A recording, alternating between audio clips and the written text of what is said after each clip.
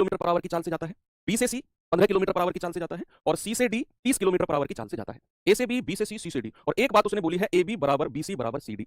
तो पूरी यात्रा के लिए औसत चाल, पेन को साइड में रख दो। आप गुड़िया, आप पेन साइड में रख दो, मेरी बात सुनो। मैंने क्या बोला? ए बी बराबर बी सी बराबर सी डी। क्या तनीष ने जो 3 डिस्टेंस से चली, क्या तीनों की तीनों दूरी बराबर है कि नहीं? तनीष ने अलग अलग चाल से 3 दूरी चली है और तीनों डिस्टेंस के लिए उसने बोला कि ए बी बराबर बी सी बराबर सी डी। तो क्या तीनों की तीनों डिस्टेंस इक्वल है? और जब ये पूरा टाइप इसी के ऊपर है, जब डिस्टेंस इक्वल हो, ये पूरा टाइप कि जब तीनों डिस्टेंस इक्वल है, तीनों डिस्टेंस क्या है? तीनों डिस्टेंस इक्वल है। तो आपने क्या करना है? आपने तीनों डिस्टेंस, कितनी डिस्टेंस? 3 है, तो आपने तीनों का रेशियो ले लेना है, ए बी का, बी सी का। ये मान लो, ऐसे मानो ये भाई ए है, ये बी है, ये सी है और ये डी है। आप तीनों डिस्टेंस इक्वल है ना, तो भाई तीनों डिस्टेंस का रेशियो आप 1:1:1 मान लो। जब इक्वल डिस्टेंस की बात करेंगे आप उनका अनुपात 1:1:1 मान लो, बराबर है। अब उसने जो पहली दूरी चली उसकी चाल कितनी है जी? उसकी चाल है 20 किलोमीटर पर आवर। जो दूसरी दूरी चली है उसकी चाल है 15 किलोमीटर पर आवर और जो सी से डी गया है वो गया है 30 किलोमीटर पर आवर।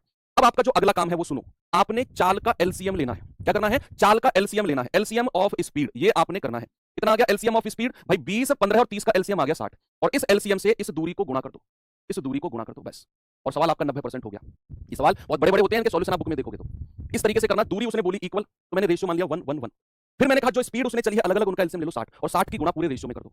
उसके बाद आपने क्या करना है? एवरेज स्पीड का डायरेक्ट फॉर्मूला लगाना है। एवरेज स्पीड क्या कहती है? कुल दूरी। देखो कुल दूरी क्या होगी? 1 × 60 प्लस 1 × 60 प्लस 1 × 60। देखो अगर मैं आपसे ये कहता हूं 2 × 40 प्लस 2 × 40, क्या बच्चे इस बात को मैं ऐसे ये नहीं कह सकता हूं 4 × 40?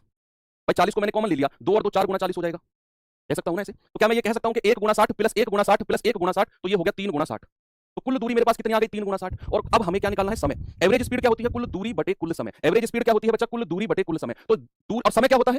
दूरी बटे चाल। समय क्या होता है? दूरी बटे चाल। तो यहां से यहां तक का समय बता दो मुझे, ए से बी तक का समय, यहां से यहां तक। तो आप कहेंगे दूरी बटे चाल, 20 × 60 और 3 × 3 प्लस 15 × 4 = 60 और 4 × 4 प्लस 30 दूनी 60 और 2 × 2 हो गया सवाल। 60 × 180, 4 2 6 और 3 9। आंसर कितना आ गया? 9 दूनी 18, 20 kilometre per hour, option number D.